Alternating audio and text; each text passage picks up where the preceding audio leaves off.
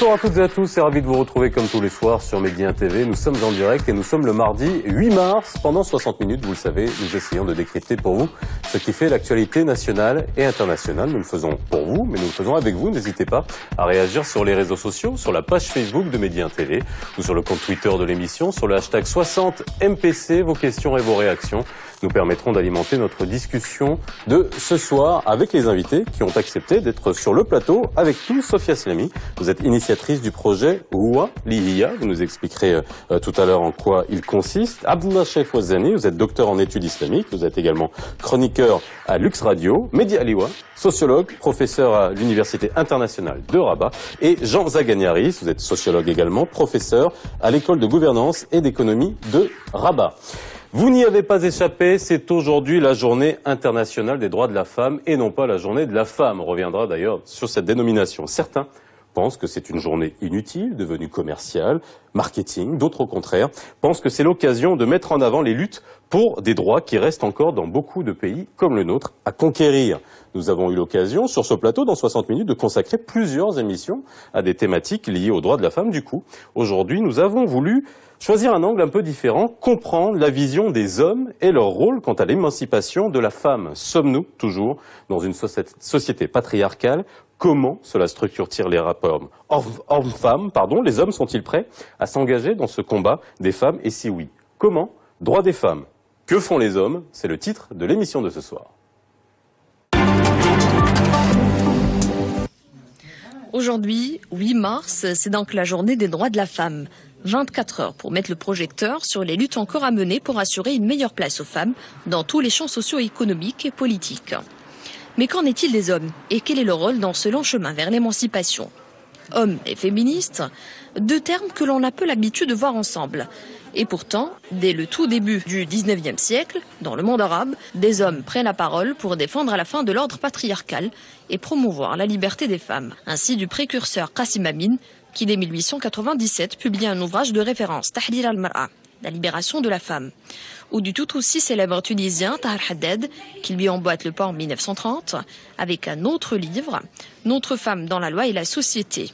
Plus tard, pendant les luttes nationalistes, les femmes sont au premier rang, aux côtés des hommes, et marquent leur entrée dans l'arène politique et sociale. Beaucoup des leaders politiques de l'époque prendront des positions féministes remarquées, comme Bourguiba ou Alel Fessi. Mais que s'est-il passé depuis? Ces élans féministes portés par des hommes ont-ils porté leurs fruits? Il faut croire que non, tant la situation des femmes reste encore difficile dans beaucoup de pays. Au Maroc, elles sont encore les plus touchées par l'analphabétisme. 37% contre 25% pour les hommes. Le chômage, 3 fois plus en moyenne que les hommes, ou la difficulté d'accès à des postes de responsabilité, 24,2% seulement. Et ce, malgré les politiques d'envergure déployées par le roi Mohamed VI, qui, dès son discours d'intronisation en 1999, posait la question cruciale. Comment espérer atteindre le progrès et la prospérité, alors que les femmes, qui constituent la moitié de la société, voient leur intérêt bafoué? Une question qui reste d'actualité et qui a besoin, pour être résolue, de toutes les énergies, y compris celle des hommes. Bien, avant de commencer cette émission, j'aimerais avoir une pensée émue pour notre consoeur Malika Malek qui nous a quittés. Ironie du sort, la veille de cette journée internationale des droits des femmes, Malika Malek qui était une icône du paysage audiovisuel marocain et qui était une fervente militante pour les droits des femmes. Donc pensée émue et condoléances à toute sa famille. Alors ce soir nous allons essayer justement de comprendre et d'avoir un angle de vue. Le titre de l'émission c'est Que font les hommes justement pour faire avancer les droits des femmes. Sophia Slami, vous êtes la seule femme de ce plateau et vous êtes jeune. Et vous êtes à l'origine de cette initiative Huwa Lihiya qui s'est inspirée du concept des Nations Unies He for She. Est-ce que vous pouvez nous en dire quelques mots? Exactement, donc Huwa Lihiya est une campagne de sensibilisation sur l'égalité des genres qui invite les hommes à agir en faveur de la femme. Donc c'est une toute nouvelle approche. On est parti du principe que l'égalité des genres n'est pas seulement une cause féminine, c'est une cause citoyenne. Il est du devoir de tout le monde, de toutes les parties de cette société, d'agir en faveur de la femme. Donc c'est une invitation qui est ouverte à tous les hommes marocains pour qu'ils agissent en faveur de la femme. Donc qu'est-ce qu'on veut dire dire par agir en faveur de la femme, c'est la soutenir, l'encourager, la pousser à étudier, faire de bonnes études, que le père de famille donne la même éducation à son fils comme à sa fille, qu'il encourage sa femme à travailler pour qu'elle aussi puisse s'épanouir professionnellement parlant et qu'elle ait aussi qu'elle puisse se développer à son tour aussi. C'est aussi encourager, soutenir la femme par rapport à sa santé, c'est la planification familiale, c'est pousser, encourager sa femme ou sa mère à faire son dépistage tôt pour lutter contre le cancer. Donc Houaliya, c'est une invitation ouverte pour agir en faveur de la femme sur 3 grands axes importants qui sont l'éducation, la santé et le travail. Alors, ce genre d'initiative, c'est... vous considérez ça comme quelque chose de générationnel? Comment vous voyez ce genre de... Parce que c'est vraiment... Dans le cœur, c'était intéressant d'avoir Sophia Slamy sur le plateau ce soir, parce que vous n'êtes que des hommes, mais c'était intéressant d'avoir la femme qui est à l'origine finalement d'une initiative qui est là pour justement recentrer le rôle de l'homme dans l'émancipation de la femme. C'est pas simplement le rôle de l'homme, c'est aussi l'interaction qu'il y a entre les deux. Non, je trouve qu'au contraire, c'est très plaisant de voir qu'il y a une jeunesse dynamique. Ça rappelle que cette journée internationale des droits des femmes a été lancée justement par des militants et des militantes. Alors il y a différents types de militantisme, il y a différents types d'approches de la lutte politique, mais c'est d'abord une lutte politique. Et c'est dans la lutte politique que l'émancipation naît. Pour la question de la journée internationale de droits des femmes, c'est avec l'internationale socialiste. Dans le cas, c'est avec une ONG, d'une brillante étudiante de l'UIR. Donc je ne ferai pas éviter de ne pas le dire, parce que nous sommes fiers d'avoir des étudiants qui sont capables justement de s'engager. Et ce qui est intéressant dans sa démarche, c'est bien sûr, il y a toutes les modalités, hashtag, site, etc., médias sociaux. Mais ce qui est intéressant, c'est... Donnez-nous le hashtag.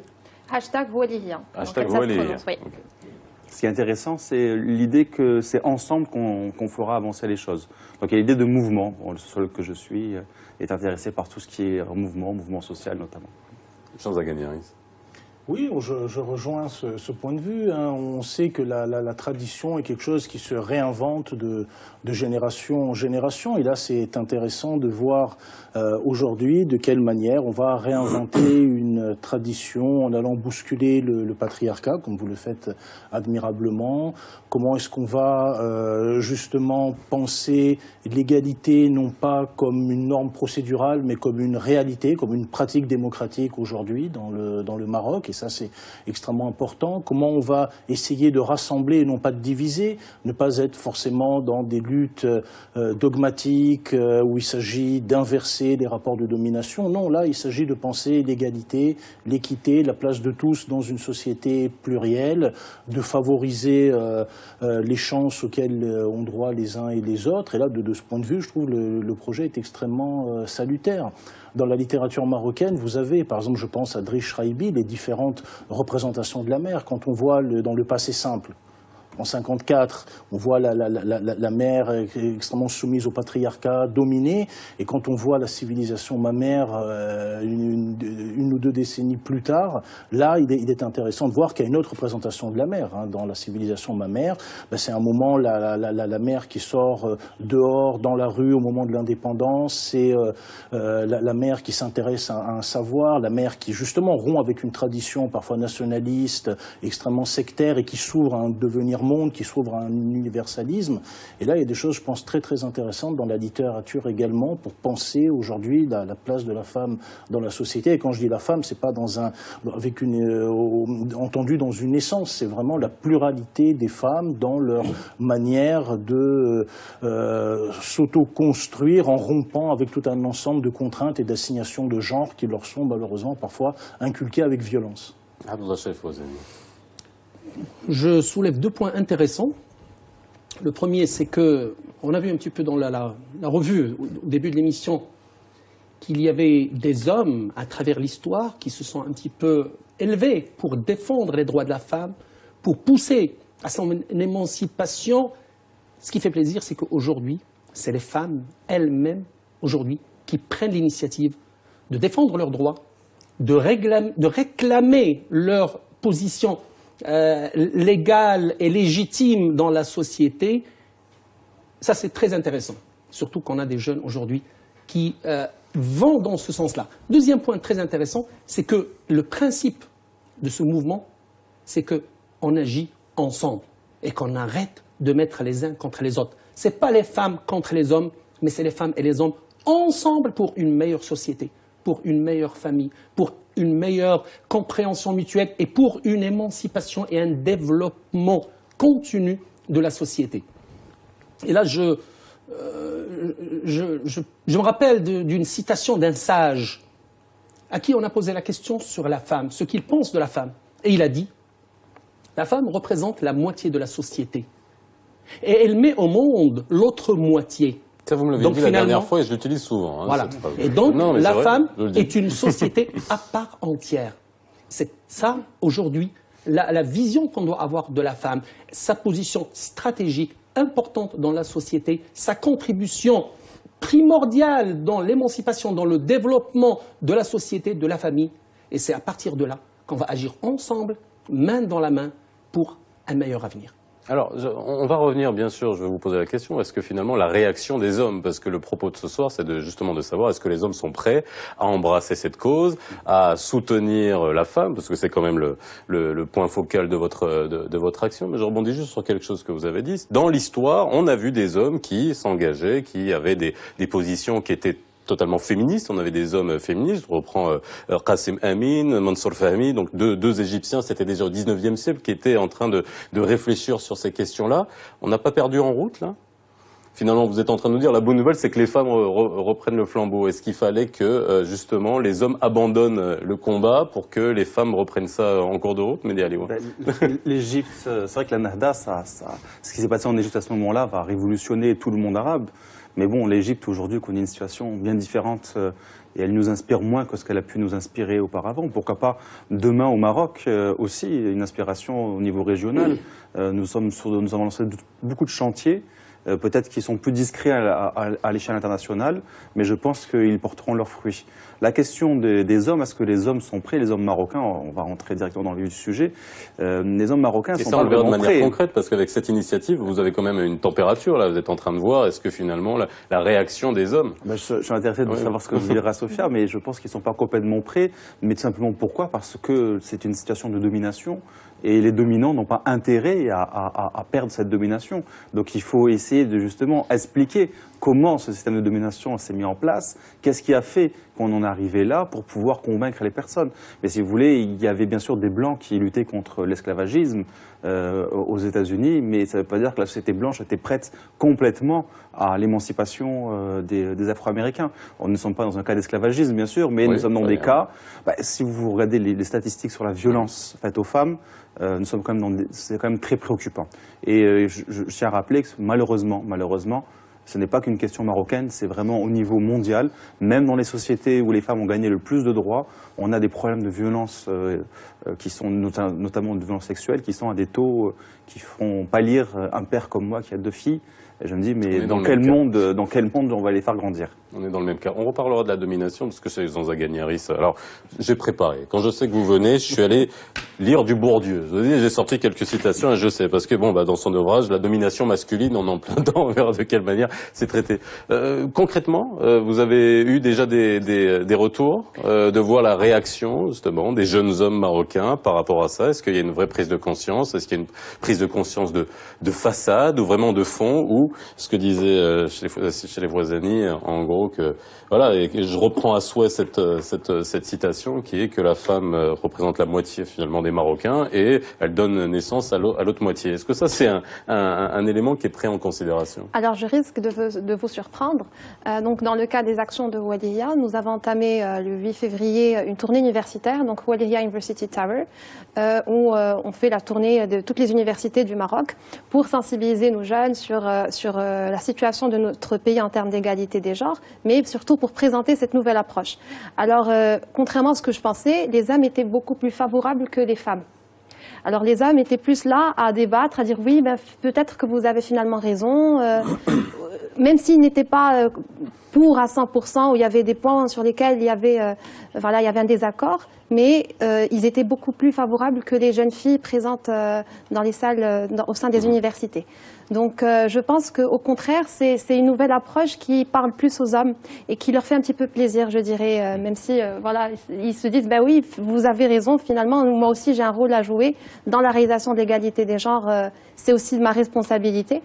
Mais voilà, donc je sais, pas tout le monde est d'accord sur l'approche, certes, mais contrairement à ce que je pensais, en tout cas auprès des jeunes que j'ai rencontrés, plus de 60% étaient favorables à l'idée d'agir en faveur de la femme. Alors, Jean Zaganiaris, ce patriarcat, c'est vraiment seulement une histoire de mec? Parce que c'est vrai que quand j'entends ça, c'est vrai qu'il y a aussi il y a une résistance au sein des femmes également. Est-ce que c'est seulement une histoire d'hommes? Disons, c'est là où Bourdieu est intéressant quand il pense la domination dans une situation, même si la domination masculine, à mon sens, prête aussi flanc à critique sur de nombreux points, à commencer à celui de ne pas citer beaucoup justement de personnes qui ont étudié le genre, que ce soit des gens du féminisme matérialiste par exemple, qui construisent la notion de patriarcat à partir d'une relecture du marxisme. Je pense à des gens comme Colette Guillemin ou Christine Delphi, dans ce qu'on appelle le second féminisme, celui qui pense la société en termes de patriarcat. Là, on a quelque chose qui relèverait plus, voilà, la femme est aussi dominée dans une société patriarcale que peut l'être l'ouvrier dans une société capitaliste. Et ce féminisme-là était dans une logique effectivement militante, combative. Après, comment dire, il a été dépassé. Aujourd'hui, on parle d'une troisième vague de féminisme. Je pense à des gens qui, justement, refusent la notion de patriarcat en raison de sa dimension parfois ahistorique.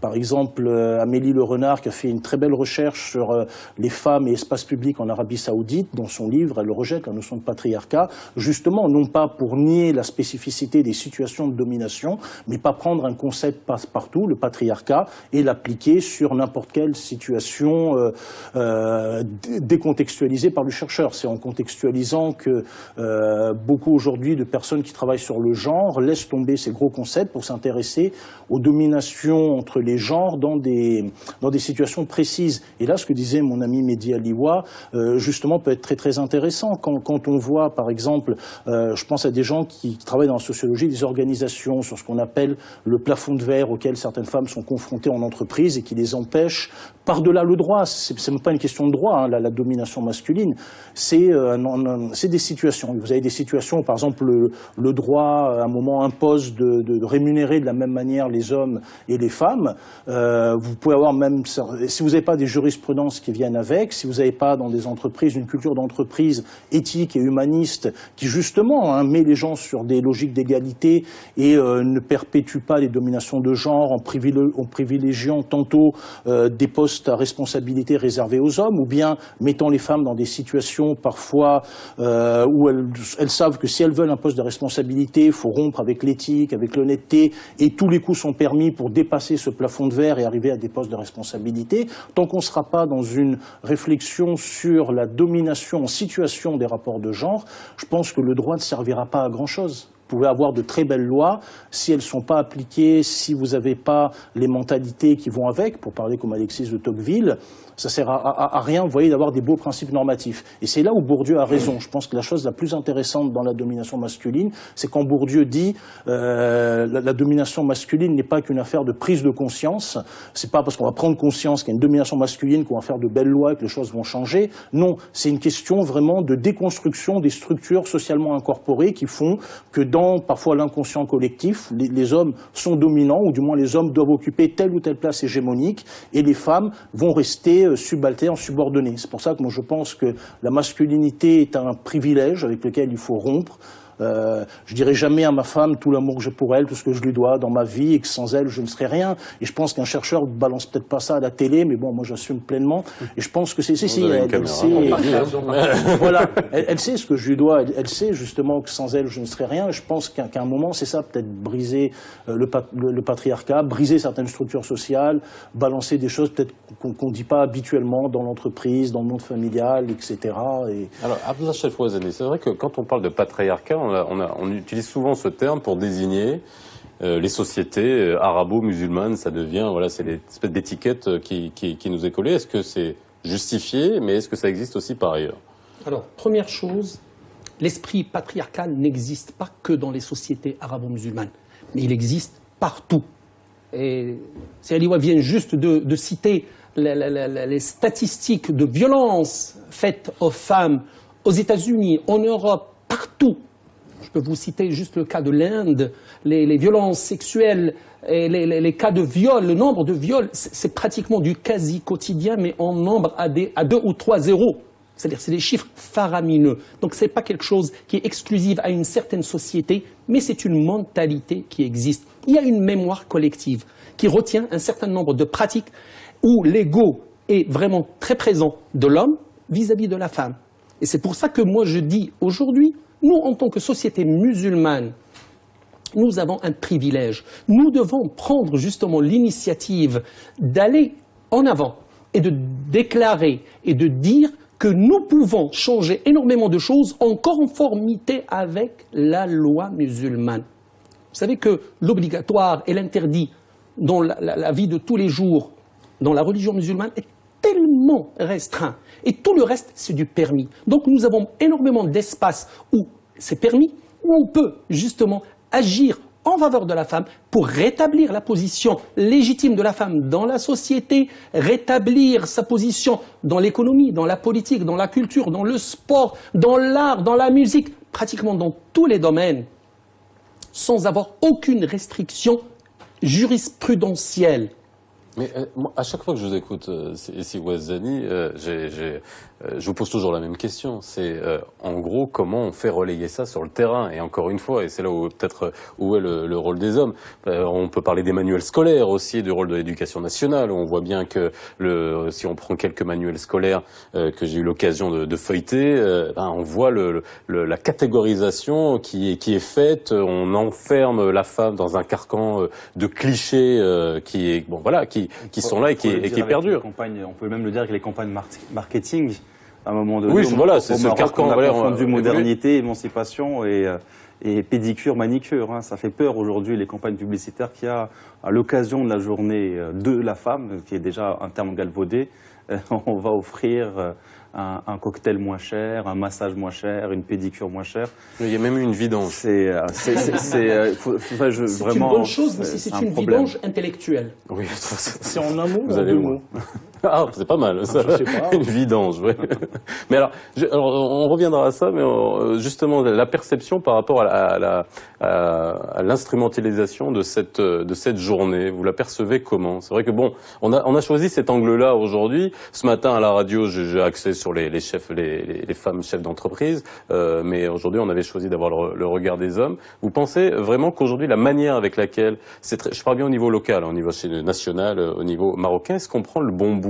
Est-ce qu'on prend cette journée du bon bout, que ça soit chez nous, on peut faire un mea culpa au niveau des médias, que ça soit dans la presse, que ça soit dans les journaux, ou que ça soit dans les réunions de comité marketing et communication des grandes boîtes? Donc, comme M. Aliwa l'a dit tout à l'heure, aujourd'hui, ce n'est pas la journée de la femme, c'est la journée des droits, oui. La journée internationale des droits de la femme. Et je pense qu'on a besoin de la lutte pour les droits de la femme. Voilà, la lutte. Et donc, on a besoin de journées comme ça où on va parler des avancées, où on va faire comme une mise au point, comme un brainstorming. Voilà, où est-ce qu'on en est, où est-ce qu'on doit aller, qu'est-ce qu'on a et qu'est-ce qu'on doit faire. Donc, je pense qu'on a besoin c'est comme des réunions internationales que chacun fait de son côté pour faire une mise au point de la situation de la femme aujourd'hui. Par rapport aux campagnes marketing, je pense que bon, ça reste une occasion. C'est comme la Saint-Valentin ou une autre fête, Ashura, je dis n'importe quoi. Ouais, mais alors voilà, justement, donc là, je veux avoir les avis des sociologues. Non, mais c'est vrai, l'avis des sociologues, parce que derrière le marketing, le marketing, c'est une sorte de manipulation de masse. Hein, vous pouvez prendre tout ça comme vous voulez, mais derrière ça, le fait de le transformer en outil marketing, comme ça peut être la Saint-Valentin ou une autre occasion. Est-ce que finalement, c'est pas enlever de sa substance, de retomber encore une fois dans des clichés qui ne servent pas, qui occultent justement cette lutte pour les droits de la femme et d'en faire un objet marketing? Ça le vide totalement de son sens et c'est même dangereux. Hein. Bon, les médias, c'est facile d'accuser les médias jouent leur rôle, mais c'est vrai que nous sommes dans une ère d'ultra-médiatisation où il y a beaucoup de concurrence entre chaînes, beaucoup de concurrence entre annonceurs qui doivent présenter leurs produits et le Maroc est rentré de plein pied là-dedans. Et c'est vrai que des fois, ça vide de sa substance, tout un ensemble d'éléments de la société qui sont importants au niveau symbolique pour se construire un imaginaire, pour se rattacher, pour se sentir appartenir à un monde commun.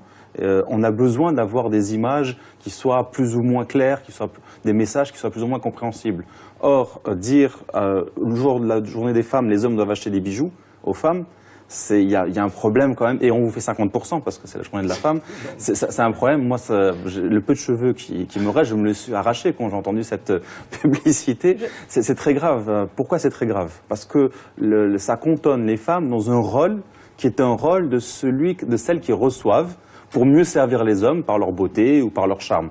D'accord? Donc ce n'est pas des femmes qui peuvent agir en élevant ses enfants, agir en étudiant, agir en travaillant. Non, c'est une femme qui doit recevoir des hommes et bien sûr servir son bon plaisir par la suite. Et on fait des prix pour ça, c'est pas cher. Je pense que ça, c'est question de stéréotype. Mais je pense, depuis très longtemps, ce n'est pas que le 8 mars que ça se passe. La femme objet, on le sent dans les campagnes de communication des entreprises, que ça soit pour les voitures. C'est pour ça que je pose cette question. Est-ce que c'est finalement pas la journée où il devrait y avoir le moins d'instrumentalisation marketing de la femme? Jean Zaganiris. Non, pour reprendre un peu les termes de Marx, ce qu'on appelle la fétichisation de la marchandise, la réification des choses, là on est en plein dans ça. C'est-à-dire, et ce qui est intéressant, c'est de voir sur les réseaux sociaux, par exemple, ce que les femmes elles-mêmes pensent de cette journée du 8 mars. Voilà, par exemple, vous demandez qu'est-ce qu'on fait concrètement sur le terrain. Moi, ce que j'ai fait ce matin en préparant l'émission, je suis allé sur mes réseaux sociaux, j'ai regardé comment certaines amies réagissent au 8 mars, et j'ai eu deux types de réponses.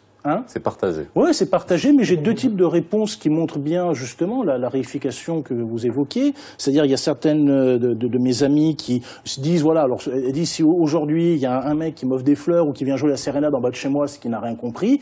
Il y a ce genre de remarques. Et une autre remarque où certaines de mes amies ont dit, voilà, tant que dans la société il y aura des violences de genre, du harcèlement sexuel, des viols, des choses vraiment ignobles dont nous sommes victimes, nous les femmes, il faut que ce genre de journée soit là, mais qu'elle soit réappropriée par les femmes elles-mêmes qui, justement, dénonceront publiquement, justement, toutes les injustices ou toutes les souffrances dont elles peuvent être victimes. Alors, quand je dis ça, il ne s'agit surtout pas d'avoir une vision misérabiliste sur les femmes. Je pense que ce serait la pire des choses pour penser des logiques d'égalité.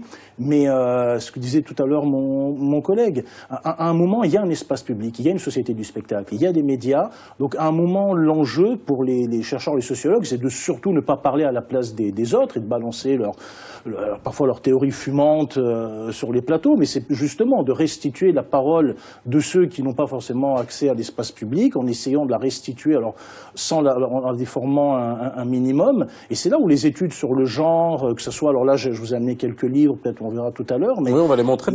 Il y a tout un notamment ensemble Fatima d'auteurs. Bernesi, qui nous a quittés cette année, encore une fois. Plutôt que vous parlez, voilà. C'est-à-dire, il y a tout un tas d'auteurs, des gens comme Fatima Mernissi, qui a dirigé à un moment la revue Prologue. Il y avait plusieurs universitaires, je pense à des gens comme Zora Mesgeldi, comme des gens comme Ahma Bourkia et d'autres qui ont publié dans ces revues-là et qui à un moment se réapproprient. Vous voyez, ça c'est Initiative féminine dirigée par Aïcha Belarbi. Il y a de très très beaux articles, Naïma Cherkaoui, d'autres auteurs qui sont là, et des hommes participent aussi à ces revues-là.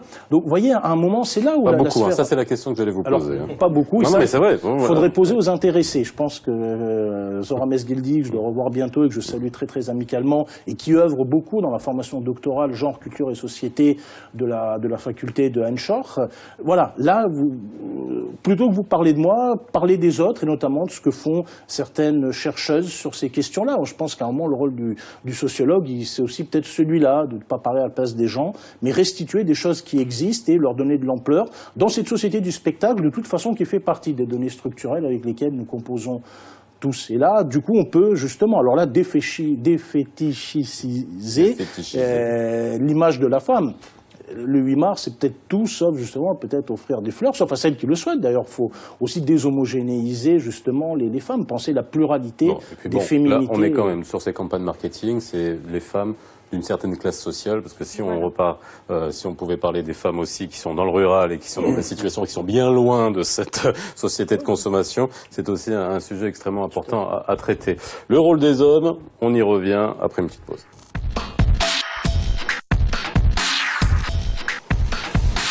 Droit de la femme, mais que font les hommes? C'est la question qu'on s'est posée ce soir dans 60 minutes pour comprendre si vous venez de nous rejoindre. Alors c'est vrai que le patriarcat, on en a parlé, et ça c'est vrai que vous aviez évoqué aussi les poches de résistance qu'il peut y avoir au niveau des femmes. Hein. Ça aussi c'est quand même important, qui est dû aussi aux interprétations religieuses qui peuvent être faites. Je rebondis avec un tweet de Yamina sur un sujet que nous avions déjà traité, je pense, ensemble sur ce plateau, qui est la parité, bien sûr, dans l'héritage, qui, suite à une recommandation du CNDH, avait occasionné une levée de boucliers. J'ai eu l'occasion la semaine dernière sur mon plateau de radio d'avoir Bassima Haqqawi, ministre de la Solidarité, de la Femme et de la Famille, qui me donnait sa position par rapport à ça et donnait des éclaircissements. Et Yamina nous dit: la recommandation du CNDH relative à l'héritage constitue une nouvelle avancée dans la lutte pour l'égalité et la parité. Les autorités marocaines doivent saisir cette occasion pour consolider les acquis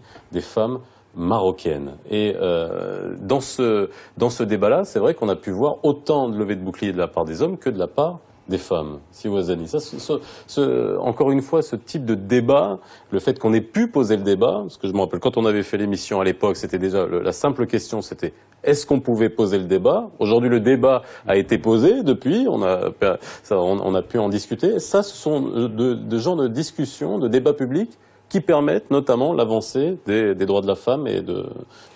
Ce qui arrive aujourd'hui, c'est que la scène aujourd'hui est occupée par beaucoup de gens qui ignorent la réalité. Donc il y a beaucoup d'ignorants qui parlent. Et il y a un principe... De la réalité du terrain ou la réalité théologique? J'y arrive. Oui. Il y a un adage qui dit, si les ignorants se taisent, il n'y aura plus de divergence. Parce que si on parle entre gens qui connaissent, il n'y a plus de divergence. Ce qui arrive aujourd'hui, c'est qu'on est en train de parler de slogans, mais sans rentrer dans le détail, aussi bien des deux côtés. Ceux qui émettent justement ces recommandations et qui sont légitimes parce qu'elles sentent un problème et qu'elles veulent l'exprimer, qu'elles veulent trouver une solution. Et ceux qui réagissent par la levée de bouclier et qui veulent les faire taire parce qu'ils ne veulent pas aller. Tout à l'heure, vous avez parlé de vidange qui est proposée. Aujourd'hui, il nous faut une vidange. Ou bien, pour adoucir un petit peu le terme, je parle de toilettage, c'est-à-dire de tout l'héritage aujourd'hui religieux que nous avons. Vous savez qu'aujourd'hui, il y a le texte sacré et il y a toutes les interprétations qui ont été émises à travers l'histoire et qu'on a sacralisées aujourd'hui et qu'on ne veut même pas discuter. Tout ce qui est interprétation est une production humaine. Production humaine est exposée à l'erreur et on ne peut pas sacraliser quelque chose qui peut être exposé à l'erreur. Aujourd'hui, il nous faut une nouvelle lecture, mais faite par des gens qui connaissent, des gens qui sont sages, des gens qui ont des finalités auxquelles ils veulent arriver et qui comprennent un petit peu l'intérêt général de la société. Les textes sont clairs.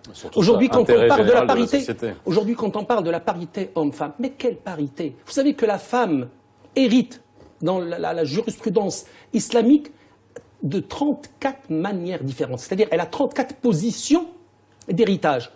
4 positions, à 4 reprises, elle hérite la moitié de l'homme. À 10 reprises, à 10 stations, elle hérite la même chose que l'homme. À 10 positions, elle hérite plus que l'homme. Et à 10 positions, elle empêche l'homme d'hériter. Ce qu'on appelle dans le fiqh islamique al-hujb, c'est-à-dire le voile. Elle empêche l'homme d'hériter. Donc finalement, qu'est-ce qu'on va restaurer? Est-ce qu'on restaure les 10 positions où elle hérite mieux que l'homme, ou plus, et on les ramène à l'égalité? Ou bien on restaure les 10 positions où elle hérite et l'homme n'hérite pas, et on les ramène à égalité? Il faut qu'on reprenne toute la théorie de l'héritage et qu'on la mette sur place et qu'on voie. Est-ce qu'on veut changer ça ou bien est-ce qu'on veut maintenir? Est-ce que réellement dans cette position d'héritage qui a été décidée par le divin, il y a réellement des droits qui sont bafoués ou bien c'est juste on a mal compris le principe de l'héritage islamique? Il y a une remise en question qui doit être faite, mais par les gens experts. Quand je dis experts, je ne parle pas seulement des fuqaha, mais je parle des fuqaha, des juristes, des sociologues, des historiens. Et c'est un ensemble de personnes qui connaissent, qui maîtrisent les différents aspects de la société, qui doivent se mettre autour d'une table, discuter et ressortir avec des recommandations. Mais il ne faut pas laisser ça, je dis, aux médias, aux sites internet, chacun donner sa position mais qui émane d'ignorance totale de la thématique. Mais ça a quand même eu le mérite de poser le débat, qui sûr. était refusé pendant un moment, Mehdi Aliou. Le sociologue que je suis sait que c'est dans les conflits que les mentalités ou que les mœurs ou alors que les droits évoluent. Ça n'évolue jamais de manière linéaire. Il faut qu'il y ait conflit. Alors, moi, je fais partie d'une tradition sociologique qui s'appelle la sociologie pragmatique ou la sociologie de la médiation, dont l'héritier est Zimmel, et qui montre bien que le conflit est une forme de socialisation. C'est-à-dire que dans le conflit, il y a des clairement pour, des clairement contre. Mais en fait, pendant que le conflit émerge, il y a des œuvres qui résout ce conflit et qui sont invisibilisées. Et c'est exactement ce qui se passe avec la société marocaine. Il y a eu une évolution assez importante. Et dans cette évolution, la place de la famille, en tout cas la forme familiale a évolué, et sa place aussi a évolué dans la société. Et c'est ce qui angoisse beaucoup de gens. Ça les angoisse à juste titre, parce que la famille est le premier espace de socialisation. On pourrait dire même que c'est une des institutions intégratrices principales dans la société. On sait qu'on grandit, et même pour les questions de genre, on sait qu'on est un homme, on sait qu'on est une femme, parce que nos parents nous ont élevés comme un homme ou une femme, et on retrouve des choses que notre famille nous a appris dans la société. Donc le genre, il y a bien sûr un sexe biologique, mais aussi un sexe social qui fait qu'on va incorporer ou qu'on va en tout cas intérioriser certains comportements ou certaines normes et valeurs. Ce qui est important dans la société marocaine, c'est qu'aujourd'hui, on se rend compte qu'il y a d'autres institutions intégratrices liées à la modernité, l'école, les médias en font partie. Les médias sont de grandes instances aussi, même si elles ne sont pas maîtrisées complètement. Il y a bien sûr ce qui se passe dans la rue, les espaces publics, etc. Donc on a les réseaux sociaux aujourd'hui. Ces réseaux sociaux, c'est qui sont des agora. Maîtriser les réseaux sociaux, oui, c'est là où on ne maîtrise plus rien. En fait, les médias ne sont pas maîtrisés dans le but d'être capables de créer une cohésion à partir des médias. C'est-à-dire qu'à un moment donné, il y a des concurrences entre médias, et c'est une très bonne chose. Et donc, il y a qui le premier aura l'info, qui va mieux déchiffrer l'info, il y a du quantitatif, il y a du qualitatif, etc. Et là-dedans, au bout d'un moment, la cohésion de la société, elle passe au second plan. Là où, en principe, le ministère de l'Éducation nationale, lorsqu'il met en place ses programmes, il pense d'abord à la question de comment on fera des citoyens marocains et qu'est-ce qu'on va leur inculquer pour la cohésion de la société. Sauf que dans cette évolution-là, ces institutions, le travail, bien sûr, le travail est un lieu très important, mais dans une société où les femmes n'ont pas tous accès au travail, où les hommes, même lorsqu'ils travaillent, ce n'est pas forcément du travail déclaré. Donc les femmes, il y a du travail non salarié, du travail salarié non déclaré. Pour les hommes, c'est aussi le cas, beaucoup d'informels, comme on dit. Dans une société où le droit du travail n'est pas clair, dans une société où l'école est en train de se réformer et n'arrive pas à produire... Le droit du travail est clair, c'est son application qui peut parfois n'est pas clair, mais le droit du travail, il est clair. Toutes ces évolutions font que la famille, c'est juste le mot que je vais expliquer parce que c'est un peu difficile. La famille reste en dernier rempart, le dernier lieu non seulement de socialisation, mais aussi de solidarité. C'est le lieu où, quand ça ne va pas dehors, j'aurai toujours mes parents, je prendrai soin d'eux, j'aurai mes frères, mes sœurs, etc. Or, dans la famille, en général, le rôle des femmes est très clair. Elle est un petit peu la matrice de la famille, elle est celle qui soigne, celle qui prend soin. Ce rôle lui est attribué, les hommes pourraient le faire, mais depuis de nombreuses générations, c'est comme ça que ça se passe. Et que le fait que les femmes puissent gagner plus de droits ou changer leur comportement inquiète inconsciemment ou consciemment nombre de nos compatriotes parce qu'ils se disent, à ce moment-là, si on touche à la question des femmes, c'est toute la famille qui s'écroule et donc, quelque part, tout ce lien social que je comprends, que je peux maîtriser et qui peut me protéger en cas aussi d'échec, qui va s'écrouler aussi. C'est une grande angoisse, une angoisse qui est beaucoup plus profonde qu'on ne l'imagine. Revenons sur le rôle des hommes. Si vous l'avez dit, c'est l'environnement, ça peut être l'interprétation des textes religieux, mais ça peut être l'interprétation des lois. Également, je prendrai juste un exemple notamment sur le mariage des mineurs, où, alors je suis allé voir les chiffres au niveau de la justice, puisque on sait que pour marier une mineure, c'est normalement une exception, c'est l'autorisation d'un juge. Et quand on regarde les chiffres au niveau de la justice, on a un quart seulement des juges, des magistrats qui sont des magistrates, et seulement moins de 6% de femmes, moins de 6% des postes à responsabilité au niveau de la justice, que ce soit des procureurs, que ce soit des présidents de cour, sont des femmes. Donc là aussi, on voit de quelle manière le rôle que les hommes ont à jouer avant que les femmes soient plus représentées dans des instances comme celle de la justice, qui ont finalement un levier pour agir sur la société, notamment sur le mariage des mineurs. Donc là, le rôle des hommes, il est essentiel, en attendant qu'on ait une parité au niveau de ces instances-là. Oui, parce que vous avez toute cette histoire qui socialement s'incorpore dans les structures, les corps, et ce que je dis n'est pas du tout un propos structuraliste, mais quand vous avez eu des décennies ou sur plusieurs siècles une société qui s'est construite en présence d'hégémonie masculine, il est, vous voyez, très difficile, quand bien même on réinvente la tradition, à un moment réinventer, c'est parfois aussi perpétuer d'une autre manière une domination masculine inscrite dans l'histoire, et ça la littérature marocaine justement le montre bien. Et peut-être j'irai même plus loin, quand on parle à un moment de Taha Haddad, etc.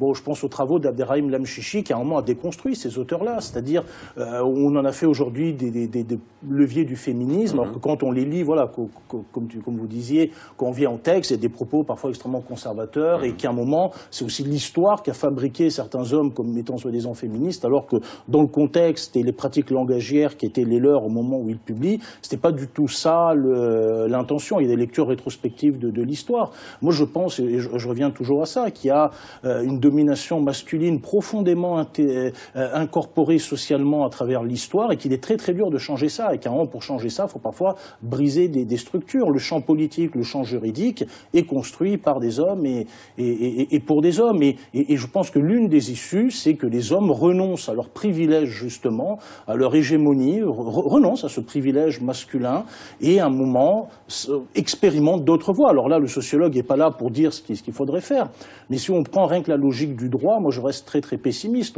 Vous parlez du mariage des mineurs, je pense à d'autres lois. C'est pas parce qu'à un moment il va y avoir une loi qui va donner en théorie des avantages aux femmes que celles-ci, à un moment, peuvent justement les mettre en pratique. À un moment, je lisais dans un livre de Mohamed Mouakid qui tirait un moment des bilans de la Moudawana. C'est pas parce qu'à un moment on va supprimer par exemple le tuteur. Voilà, une femme maintenant peut se marier sans tuteur. Regardons les statistiques. Combien de femmes se marient sans tuteur? Dans son livre, il y en avait très très très peu, quand bien même le droit, vous voyez, les autorise. Donc ce qu'il faut voir, c'est comment est-ce qu'à un moment... Sont les dérogations, c'est ça la question que je vais vous poser aussi, c'est-à-dire on fait des avancées qui sont claires au niveau de la Moudawana, alors ça peut être au niveau du tutorat, mais j'ai parlé du mariage des mineurs, où normalement c'est une dérogation, c'est une exception, mais malheureusement on voit que dans certaines régions, on avait fait une émission sur le sujet. 000 mariages de mineurs. Voilà, ça peut devenir dans certaines régions même une règle. La répudiation qui existait avant, mais qui peut être soumise, qui est soumise à l'approbation du juge. On a l'impression qu'on garde tout le temps ce cran de sûreté pour permettre finalement une décision et la mise en place d'une dérogation. Je pense qu'il ne faut pas voir le verre à moitié vide. Déjà, le Maroc aujourd'hui a fait beaucoup d'avancées depuis déjà donc la Moudawana qui en 2004 était une vraie révolution, je dirais, dans la société marocaine. On a l'article 19 de la Constitution qui déclare officiellement que le Maroc prône l'égalité des genres. Maintenant, ce qui est difficile, c'est effectivement cette prise, c'est le rôle de ces hommes qui sont juristes, qui sont juges, qui sont avocats. C'est là où on parle de waliya, c'est là où intervient la campagne pour dire, alors vous, autant qu'hommes, qu'est-ce que vous faites pour faire avancer les choses? Donc c'est des hommes, comme vous avez dit, puisque ce n'est que 6% des femmes qui sont dans le... Alors ça, dans les postes à responsabilité, on a un quart de femmes magistrates. Voilà, donc on a les trois quarts, voilà, qui sont des hommes. Et donc quand on voit un chiffre comme 39 000 mariages l'année dernière, en 2013, de mineurs, dire qu'il y a un vrai problème dans la situation. Dire que c'est le rôle des hommes, on revient encore une fois, c'est le rôle des hommes dans l'amélioration de la situation de la femme et surtout l'application effective de l'ensemble des mesures qui ont été prônées dans la Constitution ou dans la Moudawana. Les sociétés évoluent pas de manière linéaire. C'est-à-dire qu'il y a des choses cycliques. Donc il y a des avancées, un peu en avant, deux pas en arrière, c'est un peu comme ça que ça se passe. Concernant le mariage, la réalité, c'est qu'il faut regarder sur une période longue. Et le Maroc a entamé sa révolution démographique de manière très claire, c'est-à-dire qu'on se marie de plus en plus tard et on fait de moins en moins d'enfants. Et en plus, on augmente l'âge, la période au moment où on se marie, au moment où on fait des enfants. Ça s'appelle une révolution sexuelle, très clairement. Donc ce n'est pas la même révolution sexuelle qui a eu lieu en Europe, mais elle a eu lieu au Maroc sans qu'on s'en rende compte. sans qu'on en parle réellement, ou un petit peu dans certains débats, sans qu'on se rende compte. Ça n'empêche pas qu'il y a aussi tout un ensemble d'autres problèmes qui se déroulent dans certaines régions ou avec certaines pratiques. Mais la réalité, c'est qu'on se marie pour les hommes en moyenne à 29 ans et pour les femmes à 25 ans. Et même si l'âge a diminué parce qu'on a pondéré entre 2004 et 2014, c'est plus lié au fait que le recensement est de plus en plus précis. Le travail du HCP est de mieux en mieux fait, de mieux en mieux compilé, et donc on a des données plus précises. Ça veut dire que le Maroc, en plus, va devenir un pays âgé. C'est-à-dire qu'aujourd'hui, on voit cette jeunesse, ce bouillonnement, cette grande jeunesse, et on a une jeunesse mixte au terme de genre. Les garçons et les filles vont dans les mêmes écoles, et on amène une classe d'âge pratiquement entière jusqu'au moins au lycée, dans des écoles mixtes. Moi, quand j'étais jeune, ça ne se passait pas comme ça. Seulement dans certaines régions, ou dans le développement, on allait à l'école ensemble. Donc il faut peut-être que ce qui est en train de se passer, c'est des réticences, parce que quelque part, c'est comme si les rênes du changement avaient déjà échappé à ceux qui pensent qu'ils pouvaient le gérer. Et du coup, ça crée du conservatisme, ça crée des replis sur soi, parce qu'il y a des angoisses, hein, je le répète, ces angoisses sont profondes. Et ces angoisses ne sont pas simplement celles des hommes, ce sont aussi celles des femmes, parce qu'on se demande qu'est-ce que sera fait le Maroc de demain. Le Maroc de demain sera fait d'une jeunesse mixte, qui est branchée sur Facebook, qui a accès au meilleur et au pire, sur Internet, le pire aussi malheureusement, et qui sera faite d'une société beaucoup plus âgée, où il y aura beaucoup plus de personnes âgées qu'à l'heure actuelle, et beaucoup moins d'enfants, même dans les rues, même dans les écoles. Ce changement est à l'œuvre et il nous angoisse. C'est vos amis. Bon, je rejoins un petit peu ce qu'a dit Cyril Liwa, et un peu ce qu'a dit notre sœur sur aujourd'hui la position de la femme dans la société marocaine. Vous avez parlé d'un ratio de 25% au niveau des juges. Moi, je pense que le ratio est déjà très élevé comparé à d'autres domaines. Au Parlement, au gouvernement. Parlement, 17%. Oui, donc c'est déjà un bon ratio. Une évolution doit être lente, mais à pas sûr. Sinon, on va dégringoler très rapidement. Il y a un point essentiel aujourd'hui qu'on voit dans les conditions de la femme, dans les droits de la femme, c'est qu'on met un index toujours la religion comme source de régression, comme source de non-octroi de droits. Moi, je pense aujourd'hui que la religion peut être mise à contribution dans l'acquisition des droits, dans le rétablissement des droits, si on sait comment la mettre en place. Oui, mais si on sait comment écoutez, il y a un passage dans le Coran, parce que je n'appelle pas moi les versets, mais une ayah qui dit لَقَدْ كَانَ لَكُمْ فِي رَسُولِ اللَّهِ إِسْوَةٌ حَسَنَةٌ. Vous avez eu en le prophète le parfait modèle. Aujourd'hui, pour nous, le meilleur modèle, c'est le prophète. C'est pas un tel ou un tel ou un tel. Regardons comment il se comportait avec les femmes. Qu'est-ce qu'il a dit à propos des femmes? La yukrimuhunna illa karim wa la yuhinuhunna illa laim. Ne peut les honorer que quelqu'un de bon et ne peut ne pas les honorer que quelqu'un de mauvais. C'est comme ça qu'on peut instituer une culture religieuse en faveur des droits de la femme, en faveur du rétablissement de la position légitime et stratégique de la femme dans la société. Aujourd'hui, il faut qu'on se pose une question. Qui est la femme aujourd'hui? C'est ma mère, c'est ma femme, c'est ma fille, c'est ma sœur, c'est ma tante.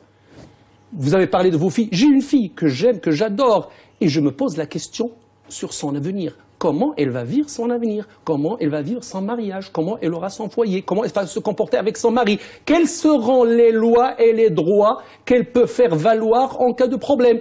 Aujourd'hui, j'essaie de pousser, en tant que personne, mais aussi en tant que société, pour un maximum de droits de la femme, pour la protéger, pour lui assurer quand même une situation qui lui permette de vivre mieux. Parce que je réfléchis à ma fille, pas à la femme. Toujours on parle de la femme en tant qu'adversaire, opposé. Il faut qu'on parle de la femme en tant que soi-même.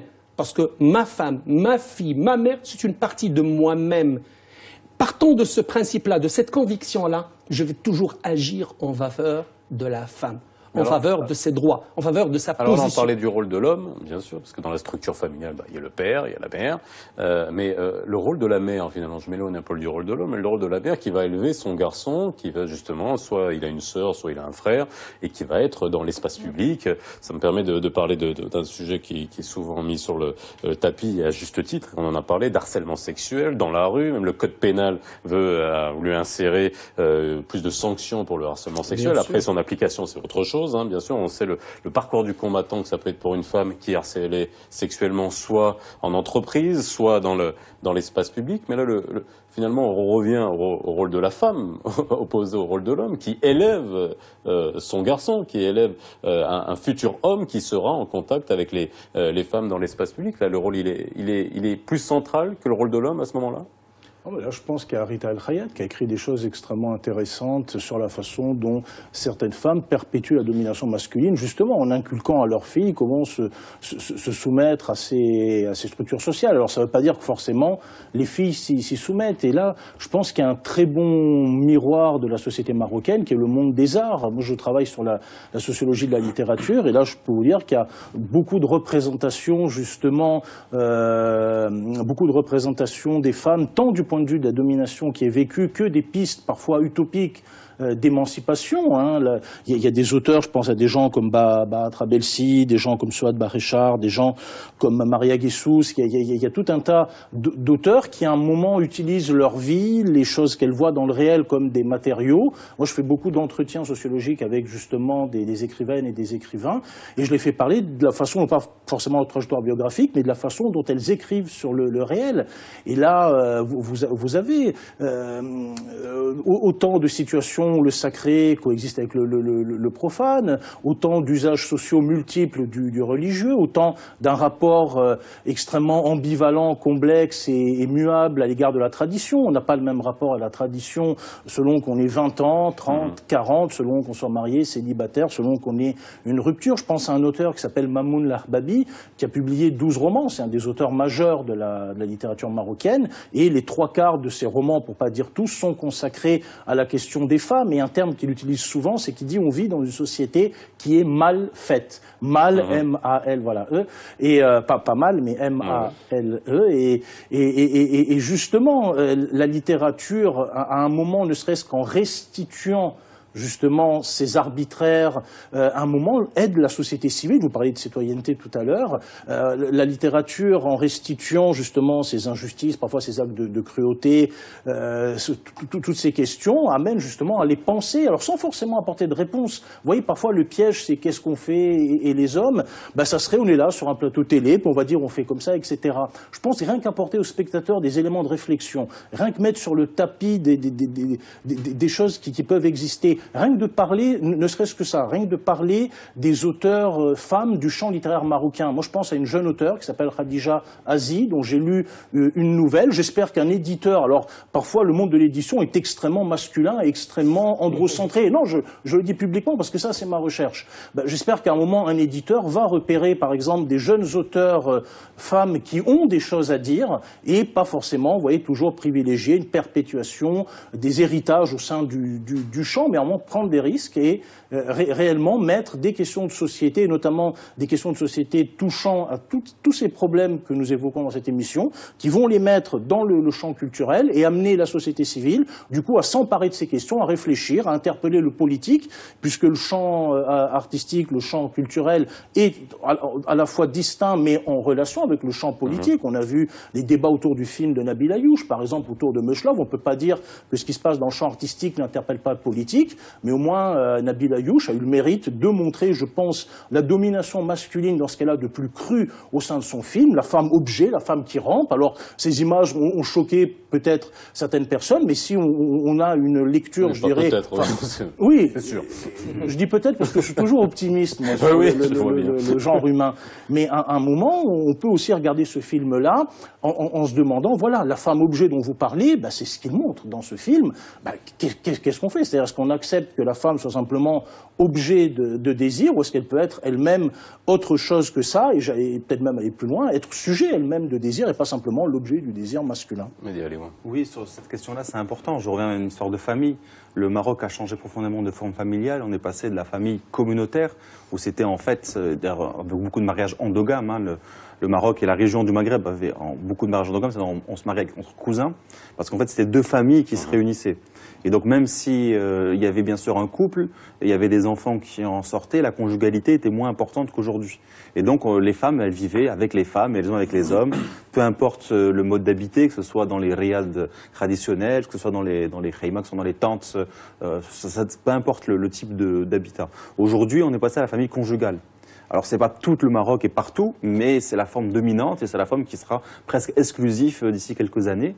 Et d'ailleurs, on le voit dans la façon de construire de l'habitat, où on va consacrer la conjugalité. Ça devient le plus important, c'est le fait qu'il y ait un couple, un papa et une maman, potentiellement des enfants. On va faire une suite parentale, donc même pour des maisons à loyer modéré ou comme on appelle logements sociaux, on a toujours la chambre des parents qui est consacrée parce que c'est la sexualité des parents qui est consacrée. Et ce qui va se passer, c'est qu'on pense que ça crée automatiquement l'émancipation. En fait, dans ce passage, ce qui se passe, c'est que les hommes et les femmes se retrouvent face à face, là où en fait ils étaient toujours accompagnés. Et il se trouve aussi que les femmes sont plus isolées face au pouvoir des hommes, là où elles pouvaient se défendre, parce qu'elles avaient des cousines, elles avaient les tantes qui pouvaient ne pas laisser faire les hommes ce qu'ils voulaient de leur puissance, même si c'était une société où les hommes tenaient les clés, le hajj pouvait avoir la clé de tout ce qu'il faut. Je vais schématiser un peu ce que vous dites, mais oui. En gros, vous dites qu'une émancipation qui a été mal accompagnée, mal anticipée, fait l'effet inverse, en gros. Elle fait pas l'effet inverse, elle crée des distorsions, elle crée des problèmes, elle crée des conflits, mais c'est logique, c'est parce que on peut pas changer de société facilement sans que ça crée tout ensemble de dysfonctionnements. Et pour le harcèlement sexuel, c'est une chose qui est quand même différente de la question de la manière dont les femmes élèvent leurs enfants, parce qu'il n'y a pas de harcèlement sexuel devant la mère, ou à côté ou avec la mère. C'est toujours des bandes de jeunes dans des espaces. Alors là, ça pose la question de l'espace public, ça pose aussi la question d'espace de rencontre. Est-ce que la jeunesse marocaine a suffisamment de lieux où, ensemble, de manière mixte, pas forcément sans le regard des adultes, peuvent faire des choses ensemble? Le problème, c'est qu'il n'y en a pas. Donc il y a des jeunes qui s'approprient des lieux et tout ce qui passe sur leur territoire devient une chose que l'on peut potentiellement siffler ou draguer. Une transgression au niveau social. Sophia Slamisseva, cette question d'harcèlement sexuel dans votre initiative, c'est un point qui est soulevé, qui est essentiel, ou ça passe. Donc Oualiya insiste énormément sur tout ce qui est droits fondamentaux. Donc on parle beaucoup plus d'éducation, santé, de travail. Ceci dit, éventuellement, quand on parle aux jeunes, on dit que le rôle de l'homme aussi, c'est de respecter, il se doit de respecter la femme, il se doit de ne pas manquer de respect, etc. Mais non, ce n'est pas c'est pas notre cause principale. Ce n'est pas notre cause principale. Donc nous, comme je l'ai dit tout à l'heure, on est plus focalisé sur sensibiliser les jeunes hommes essentiellement, parce que c'est là où on est en contact direct avec eux, sur leur rôle pour faire avancer les choses dans notre pays, économiquement parlant et socialement parlant. Parce qu'une femme qui contribue, une femme active, une femme qui est instruite, une femme qui travaille, c'est de la valeur ajoutée pour notre pays. C'est comme ça qu'on va construire un pays de façon durable. Et j'insiste énormément sur ce mot quand je parle, la durabilité de nos actions. Aujourd'hui, l'égalité des genres est le 5e objectif pour le développement durable. Donc on entend parler énormément de cette notion. L'égalité des genres est aussi une notion d'éthique. On essaie de communiquer sur ça. Et voilà, donc... Mais alors, justement, juste pour revenir à cette question d'harcèlement sexuel, qui est quand même un point extrêmement important, et on le voit dans les rues, et puis bon, vous êtes père de 2 filles, je suis père de 2 filles aussi, et tous les pères qui ont des filles se posent la question, et pas seulement pour leurs filles, mais aussi pour leurs femmes, et pour leurs mères, et pour leurs sœurs. J'ai 3 sœurs, donc vous imaginez, je suis pas très... voilà, personne n'est épargné. Lorsque vous dites, on dit, il faut respecter la femme, il faut respecter la femme, il faut respecter la femme, bon, très bien, c'est le message. Mais je reprendrai cette expression, il n'y a pas d'amour, il n'y a que des preuves d'amour. C'est-à-dire qu'en gros, comment faire passer ça dans le domaine public? C'est-à-dire qu'en gros, répéter ce message, il faut respecter la femme, ça on est bien d'accord. Mais aujourd'hui, dans l'espace public, comment faire? Si on voit des femmes qui sont harcelées et que des hommes ne réagissent pas, par exemple, là on est dans un modèle de société, on est dans un modèle d'éducation qui est beaucoup plus global. Et là, est-ce que là aussi, le point de vue théologique, si vous Zani, est-ce que, voilà, encore une fois, sortir pour essayer d'en faire un levier, est-ce qu'on est capable de le faire? pour limiter le harcèlement avant qu'on arrive à la loi qui est censée encadrer également l'espace public. Il y a un point essentiel qui a été soulevé tout à l'heure par Sophia dans sa campagne de sensibilisation, c'est que les garçons adhèrent beaucoup plus que les filles. Ça veut dire quoi? C'est que pour moi, d'une manière générale, aujourd'hui, la femme est un petit peu résignée. C'est comme si elle accepte sa situation. Le droit aujourd'hui s'arrache, il ne se donne pas. Donc il faut sortir. Une femme aujourd'hui qui est harcelée doit réagir, doit faire face, ne doit pas accepter cette situation, parce que ce n'est pas une fatalité, c'est un fait aujourd'hui qui contrevient aux mœurs, qui contrevient à la loi, qui contrevient à la religion, qui contrevient à la politesse, qui contrevient à la bonne éducation, et automatiquement, tout le monde doit réagir à ça. Et je pense c'est que la société, aujourd'hui, en réagissant positivement, en luttant contre ce phénomène-là et les autres phénomènes aujourd'hui qui sont de dépravation qu'on voit, elle va tirer la législation et les juridiques de son côté-là pour légiférer, pour mettre des lois en place et pour les appliquer. Mais aujourd'hui, si on se laisse faire, personne ne viendra à notre secours. C'est d'abord nous-mêmes qui devons nous tendre la main à nous-mêmes et imposer à l'autre de nous accompagner. Là, merci, je suis obligé de vous couper, on rend l'antenne, nous sommes en direct. Merci à vous d'avoir été sur le plateau ce soir pour mieux comprendre ce sujet. Que font les hommes pour faire évoluer les droits de la femme? Vous comprendrez que c'est une question qui est encore ouverte et qui demande des réponses. Je rappelle juste le hashtag, hashtag Oualiya, Oui, H-O-U-W-A-L-I-H-I-Y-A. Ouais, et c'est donc pas comme ça se aujourd'hui, il y a prononce, eu parce que ça le le problème. lancement du site web oualiya.com et donc il y a une page Facebook où on communique les nouveautés. Voilà, n'hésitez pas. Excellente soirée sur Médien TV, la rediffusion à 22h40. Comme tous les soirs, si vous nous avez pris en route, demain, nous parlerons avortement. À demain.